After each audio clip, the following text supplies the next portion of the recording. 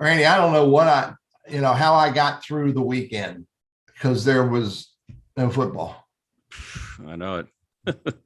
But that'll change next week. One more big game, man. That'll change. We're going to talk about that's going to be our story, kind of, sort of, and a couple other things we'll mention about the fans in Cincinnati and what they're chugging these days. And it's not beer. Let's just say it's not that. Randy Wooden, by the way, Goodwill Industries, Northwest North Carolina, director for our professional center. So if you know someone, maybe you, if you know somebody that might be in a job search, we're happy to help. We've got a lot of contacts in the area. We do some LinkedIn training and have a lot of fun with Teddy, and we talk job hunt related stuff. And just know that we're here as a resource. We'd love to help you.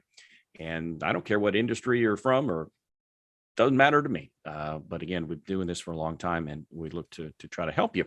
So Teddy, let the folks know who we are, what you're all about. Yeah. Hey, everybody. Thanks for joining Randy and I for our Monday conversation. For those who don't know me, I'm a LinkedIn strategist, trainer, and coach, and I love teaching people how to use LinkedIn as a business tool. Whole lot of fun doing corporate training, one-on-one webinars. Heck, I'll stand on the street corner and proselytize. Proselytize, is that the right word, Randy? I think that's good. I think it's the right word. Yeah. So, but every week, Randy and I get together a couple times. Monday, we get together with a couple stories, and I'll introduce you to who our special guest will be this Wednesday.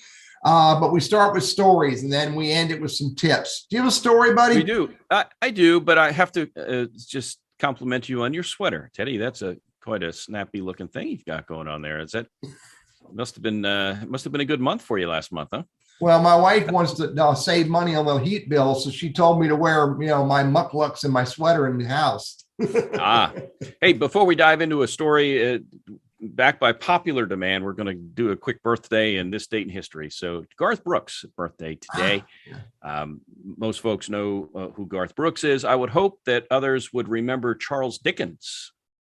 Yeah, I remember that, writer from long time ago. And the Super Bowl coming up. One of the quarterbacks has a birthday today, and that is Matthew Stafford, the Rams. So he is celebrating today. And on this date in history, the year was 1964, the British invasion. We're not talking military. We're talking the Beatles. Beatles landed in New York City. And 2 days later, Ed Sullivan Show, and the rest is history. But yeah, British invasion started on this date back in 1964. Oh, how about that? Yeah, I got a quick story for you. And this deals with the Super Bowl. I love football and follow the game. Maybe not as closely as I did when I was a young child, but certainly know who the players are in the Super Bowl, the teams in the Super Bowl. I follow my Patriots very closely. So I got to tell you, this is years ago. My ex-wife and I were taking a trip down to Miami, spent a week down there. I forget when this was. I'm going to guess this was around 2006, 7, 8, somewhere in that range. Doesn't matter. Anyway, so we're down in Miami around this time of year. Yeah. And we didn't know that the Super Bowl was going to be played there. So here we are going on doing the touristy thing, into the beach and out to eat, this and that and the other. And I kept noticing along a lot of the main streets, people were erecting tents. They were putting up grandstands. They're putting up all of these displays. And I'm thinking, you didn't have to do that for us, but we appreciate it. Anyway, little did we know the Super Bowl's coming to town. And they were just bumbling along. And lo and behold, when we went to leave to fly back here on a Sunday, nobody was trying to leave Miami except us. The planes coming in were loaded with fans. It was a tsunami of people coming to Miami for the Super Bowl. We were leaving the Sunday, like a week before the Super Bowl was to start. Yeah. And we had no idea, but it was just funny. What are all these tents doing here? And then he started seeing the logos for the Super Bowl. And I'm not the brightest guy, but I finally pieced it together. So it's a good thing we hadn't tried to be there the next week. Again, we had no idea. You couldn't get to anywhere with the traffic and the people and everything else. It would have been a madhouse. So there you go. I'm with you, man. Imagine if you've been on the other side of that, coming in with everybody else. Yeah, it was busy. Let's just say the airport was busy, really busy. I get it. So, hey, here's my story. Yeah, and it's really based on a conversation I had with a client a couple of days ago, and the client kept using this phrase, and we all use this phrase: manage your time. Manage your time, Teddy. Manage your time. You have to manage your time. Well, you know what? I just realized something. I don't need to manage time. It is completely automated. Yeah. I can't control it. Time just keeps ticking along. And what it really got me to thinking, and we had a great dialogue with this client, it really got me thinking about, I don't need to manage my time. I need to manage the activities that I put into my day. I need to be, and I get it. It's semantics, but it's just a way to think differently. I can't change time. I can't make it slow down, go faster, or back up. By the way, I'm still working on that machine, Randy. One of these days I'll have that. What's it called? You know, the Wayback Machine. Back in time. But instead of thinking about managing your time, Teddy, think about managing your activities. Are you doing the right activities? And better than that, if you're doing the right activities based on whatever you're trying to achieve, which might just be make chili for the Super Bowl and not get distracted and go out and do something else, or it could be something business related or career related. What are these activities you're doing? And are you doing the ones that you should be doing? And are you doing them in the right order? And are you good at it? And can you get better at these activities? Time keeps marching along. You need to make sure, Teddy, I'm speaking to myself through you guys, you need to make sure you're doing the right activities the best way you can. And that's how you create better success. Yeah. Time marches on, by the way. Hey, before I forget real quick, I know we'll talk about our guest. I mentioned earlier about what the fans in Cincinnati are doing. Skyline Chili is a big deal in Cincinnati, and they're opening cans of Skyline Chili and chugging chili. Now, to me, that's a choking hazard. It's not a risk worth taking. But people are, head over heels with their Bengals, Houday and all that. So good luck, and we'll have a full report on our show next time around on the 14th. But who's our guest coming up here on the 9th? This is going to be a good one, Randy. This is one we've had these conversations on and off, and Randy and I talked about it, and we found this lady named Nicole Kaufman. Okay. And the conversation that Nicole is bringing to this week is an open discussion about mental health. She's going to talk about a mindset reset and taking charge of your mental health. Now, Randy and I are not mental health experts. Good Lord, I know I'm not. But for the last year and a half, we kept running into these conversations about the difficulty of job search, the difficulty of moving yourself forward, the difficulty of changing. And not unlike the conversation we just had with Mary Kay Hunt about overcoming why not transforming, Nicole's going to take us to another level of conversation about mental health and about how we can help ourselves and maybe others in this whole idea about taking charge of your mental health. So I'm really excited about this because it's going to be a little deeper dive than we normally do on this topic. And we've discussed it enough. We know it's going to be important to share. And that's why we brought in Nicole Kaufman to the show on Wednesday. So, and I think the mental health thing plays a role, not just in the job search and the frustration there, but also, let's face it, our day-to-day work life is not always a nice, easy peasy kind of thing. And we have stress, we have challenges and fears and apprehensions and all that mixed together. So this is going to be applicable whether you're in the job search or not, because it affects us all.